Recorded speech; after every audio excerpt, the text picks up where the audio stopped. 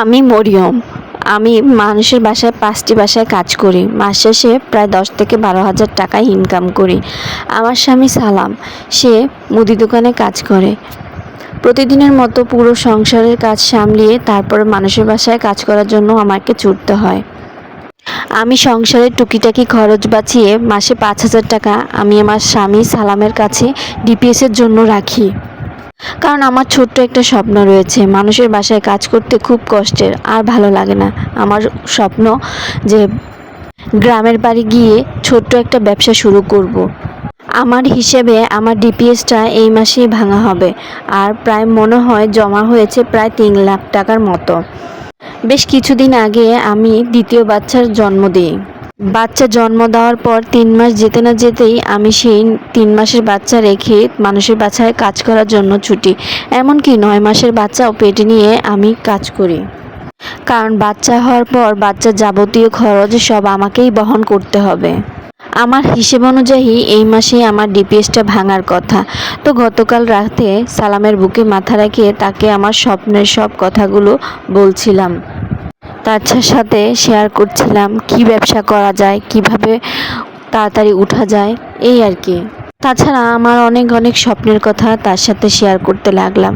তারপর আমি কিছুক্ষণ তার মুখের দিকে তাকিয়ে থেকে দেখতে পারলাম তার মুখে কেমন যেন একটা চিন্তার ভাব চলে এসেছে। তারপর তাকে আমি হাত দিয়ে ধাক্কা মারলাম। ওকে জিজ্ঞাসা করলাম, কি হয়েছে তোমার? তোমার চোখ মুখ যেন কেমন হয়ে গেছে। ও বলল, কিছু না।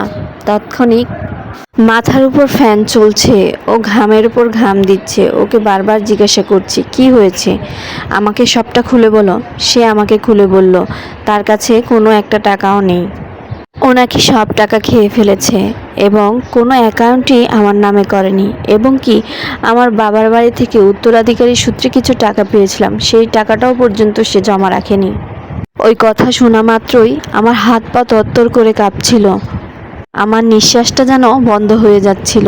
আমার এত কষ্টের টাকা, আমার রক্ত পানি করা টাকা, আমার এতদিনের স্বপ্ন, আমার সন্তানদের ভবিষ্যৎ, সব যেন এক নিমিষে শেষ হয়ে গেল।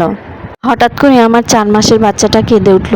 আমার হাত পা এমনভাবে কাঁপছিল, আমি তার দিকে চেয়েছিলাম, কিন্তু তাকে কোলে নেওয়ার একটু বিন্দু পরিমাণ মাত্র শক্তি আমার শরীরে ছিল না। আমি যেন স্তব্ধ হয়ে যাচ্ছি। এই পৃথিবীর কোনো স্পর্শ যেন আমাকে ছুঁতে পারছে না। কেমন যেন এরকম একটা অনুভূতি হচ্ছে।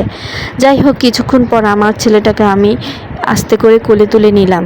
সারা রাত ঘুমাইনি, বিছানার উপর বসেছিলাম, আর মনে হচ্ছিল আমার দেহ থেকে যেন হৃৎপিণ্ডটা বের হয়ে যাচ্ছে। সারা রাত সালামের সাথে একটাও কথা বলিনি। কার সাথেই বা কথা বলবো? সবটা মেনে নিয়েছিলাম, সব সংসারের অভাব অনটন।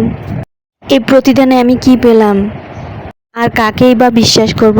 সিজার হওয়ার পর সম্পূর্ণ খরচটা আমাকেই বহন করতে হয়েছিল। অথচ সালাম আমার মান ভাঙানোর জন্য অনেক অভিনয়, অনেক অজুহাত, অনেক আকুতি মিনতি করেছে, কিন্তু জুয়া খেলে যে সমস্ত টাকা আমার সহ নষ্ট করে দিয়েছে সেই কথাটা বলে ওঠার সাহস করে উঠতে পারেনি। আর কথা না বাড়িয়ে 2 সন্তানকে নিয়ে 15 বছর সংসারে চিরবিদায় নিলাম।